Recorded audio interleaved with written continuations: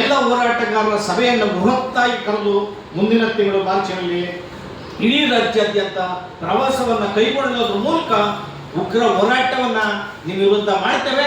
ಮತ್ತೆ ನೀವು ಯಾರ್ಯಾರು ಕ್ಷೇತ್ರಗಳಿಗೆ ಬರ್ತೀರಿ, ಸಭೆ ನಡೆಸ್ತೀವಿ, ಗೋಬ್ಯಾಕ್ ಚಳವಳಿಗಳನ್ನ ನಿಮ್ಮ ವಿರುದ್ಧ ಮಾಡ್ತೀವಿ.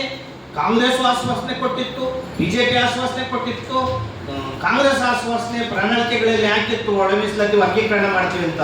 ನೀವು ಮೂರು ಜನ ಕೂಡ ಮೂರು ಪಕ್ಷಗಳು ಆಡಳಿತ ಮಾಡಿದಂಥವ್ರು ಈ ಸಮಾಜಕ್ಕೆ ಭಾರಿ ಅನ್ಯಾಯವನ್ನು ಮಾಡಿದ್ದೀರಿ.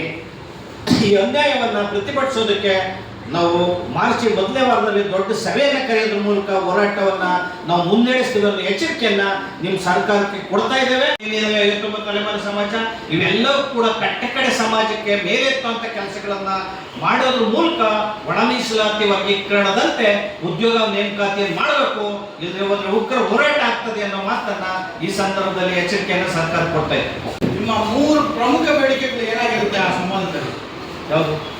ಈಗ ಸರ್ಕಾರದೊಂದಿಗೆ ನಿಮಗೆ ಸಂವಾದ ಕರೀತಾರೆ, ಮಾತಾಡಿ ಮುಸ್ಕೊಳ್ಳೋಣ ಏನಾದ್ರು ಮಾಡಿ ಅಂತ. ನಿಮ್ಮನ್ನ ಮೂರು ಪ್ರಮುಖ ಬೇಡಿಕೆಗಳನ್ನ ಹೇಳ್ತಾರೆ. ನೀವು ಆ ಮೂರು ಪ್ರಮುಖ ಬೇಡಿಕೆಗಳು ಯಾವ್ದು ನಡ್ತೀರ? ಮೂರು ಪ್ರಮುಖ ಬೇಡಿಕೆಗಳು ಒತ್ತಾಯಗಳು ಮೂರು ಪ್ರಮುಖ ಒತ್ತಾಯಗಳು ಅಂದ್ರೆ ಕೂಡಲೇ ಉದ್ಯೋಗಗಳನ್ನ ನೇಮಕಾತಿ ಮಾಡಿ ಯುವಕರಿಗೆ ಅವಕಾಶವನ್ನ ಮಾಡಬೇಕು ಒಂದು. ಎರಡನೇದು ಉದ್ಯೋಗ ನೇಮಕಾತಿ ಜೊತೆಗೆ ಮೀಸಲಾತಿ ವರ್ಗೀಕರಣವನ್ನ ಒಳಪಡಿಸಿ ಉದ್ಯೋಗ ನೇಮಕಾತಿಯನ್ನ ಮಾಡಬೇಕು.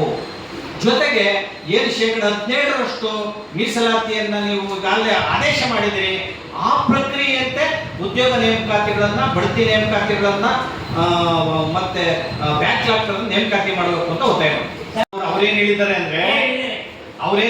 ಅಂದ್ರೆ ಕೇಳಿ ಪ್ರಶ್ನೆ ಕೇಳಿದ್ರು. ಅವ್ರೇನ್ ಹೇಳ್ತಾರೆ ಅಂದ್ರೆ ಈ ಆಯ್ಕೆ ಪ್ರಕ್ರಿಯೆ ಪ್ರಾರಂಭ ಆಗಲಿ, ಆಯ್ಕೆ ಪ್ರಕ್ರಿಯೆಯ ಅಂತಿಮ ಘಟ್ಟದಲ್ಲಿ ಮೀಸಲಾತಿಯನ್ನ ನಾವು ಅಳವಡಿಸ್ತೀವಿ 15% ಅಂತಾರೆ. ಇದು ತುಂಬಾ ಜಾಣ ಮೋಸಗಾರಿಕೆ, ವಂಚನೆಯ ಸಂದರ್ಭ. ನೋಡಿ, ಈಗ ವಿಧೇಯಕ ಆಗಿದೆ, ರಾಜ್ಯಪಾಲರು ಅಂಕಿತ ಹಾಕಿದ್ದಾರೆ. 2 ಸದನಗಳಲ್ಲಿ ಒಳ ಮೀಸಲಾತಿ ವರ್ಗೀಕರಣದ ಬಗ್ಗೆ ಒಪ್ಪಿಗೆಯನ್ನು ಕೊಟ್ಟಿದ್ದಾರೆ. ಅದನ್ನ ಹೊರಗಡೆ ಇಡಕ್ಕೆ ಹೆಂಗ್ ಬರ್ತದೆ? ಆಮೇಲೆ SC/STಗಳಿಗೆ ಮೀಸಲಾತಿಯನ್ನು 17% ಕೊಡ್ತೀವಿ ಅಂತ ಹೇಳಿ ಈಗಾಗಲೇ ಸರ್ಕಾರದ ಆದೇಶ, ಸಚಿವ ಸಂಪುಟ ಸದನದಲ್ಲಿ ಆಗಿದೆ, ಮಾಡಿದ್ದಾರೆ. ಅದನ್ನು ಹೊರಗಡೆ ಇಟ್ಟು ಮತ್ತೊಂದು ತೀರ್ಮಾನ ಹೆಂಗ್ ಕೊಡ್ತೀರಿ? ಈಗಾಗಿರುವಂತ 2 ತೀರ್ಮಾನಗಳು ಮೀಸಲಾತಿ ಹೆಚ್ಚಿಗೆ ಮಾಡುವಂಥದ್ದು, ಮತ್ತೊಂದು ವರ್ಗೀಕರಣದ ವಿಧೇಯಕ ಹಾಕಿರುವಂಥದ್ದು. ಇದೆಲ್ಲರೂ ಕೂಡ ನೀವು ವಜಾ ಮಾಡಿದರೆ ನೀವು ಮತ್ತೊಂದು ಸಚಿವ ಸಂಪುಟದ ಆದೇಶ ಎಲ್ಲಿ ಜೀವಂತ ಆಗ್ತದೆ, ಊರ್ಜಿತ ಆಗ್ತದೆ, ಅದು ಕೋರ್ಟಲ್ಲಿ ಸ್ಟೇ ಆಗಲ್ಲ.